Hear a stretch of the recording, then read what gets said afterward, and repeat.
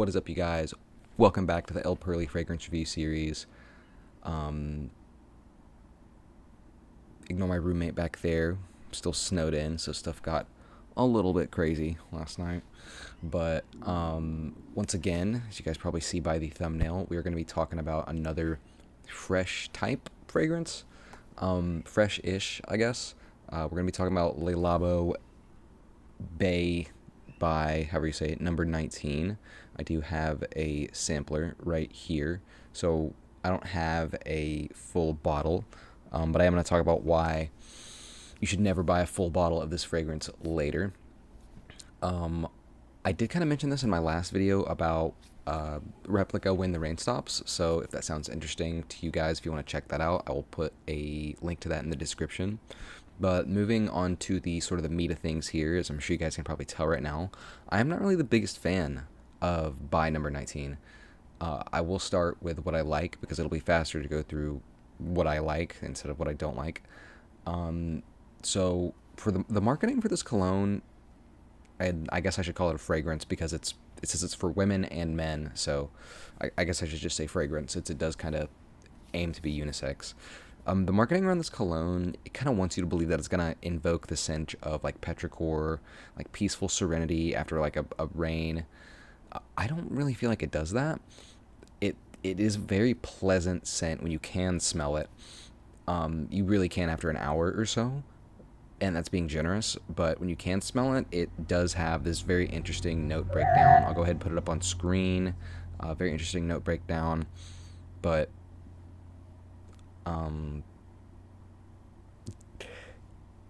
it's got this weird like rubber scent almost that I can't really place. I don't know what it would be. It's a very interesting scent for what it is.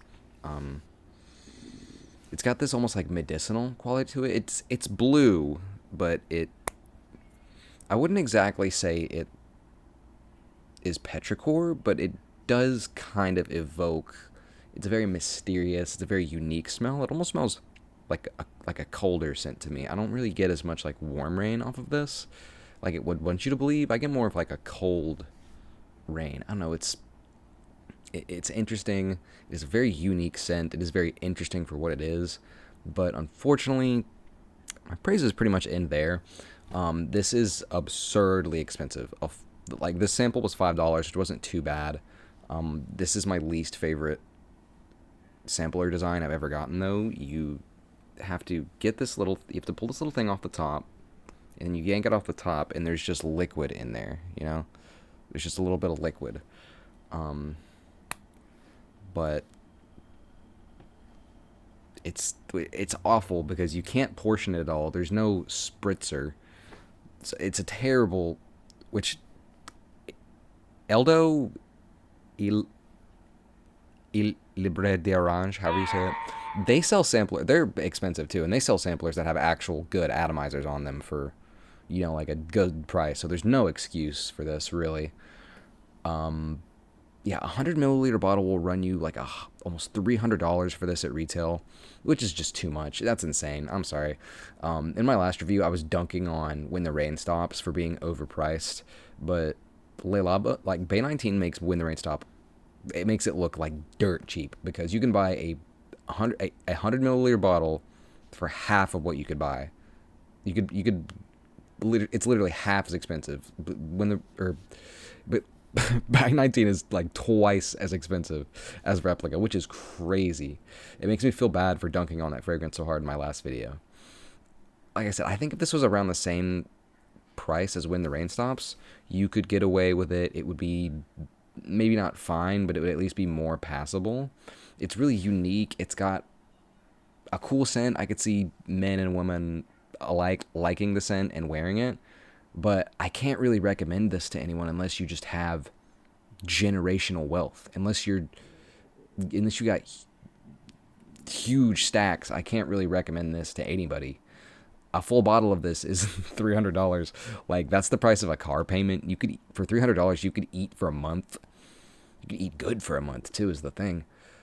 You can barely smell it after an hour. Like, that's why I haven't even used the rest of my spray or the rest of my little sampler, because it's way easier to just open and smell it this way. Like I said, I can barely even smell it. Like, you yourself are gonna forget that you're smelling it or that you're even wearing it. You're gonna stop smelling it after like an hour. I'm convinced that Fragrantica, it only has like one line of notes, and I'm convinced it's not because this is a linear fragrance that doesn't change. It's because it doesn't last long enough to have top, mid, or base notes. This shit is absolute scam water. You know it.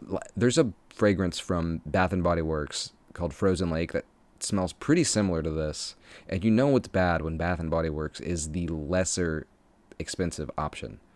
That is just, it's crazy. I mean, and I'm one of the few fragrance YouTube people that'll say, no, don't buy this shit, it's a scam. But yeah, there's pretty much no reason to buy this unless you want to burn your money. I mean, I regret that I don't really have anything else to recommend besides sort of Bath and Body Works Frozen Lake and maybe When the Rain Stops. But I mean, those are pretty much the same, pretty much fill a similar niche to me. And they're not crazy. But yeah, thanks for watching, you guys. Gonna be a shorter review today just because there's not a lot to say. There's not a lot to say here more than what I've already said. So as always, thanks for watching, you guys. If you have any questions, comments, advice on what to review next, go ahead, leave them down below. So thanks for watching.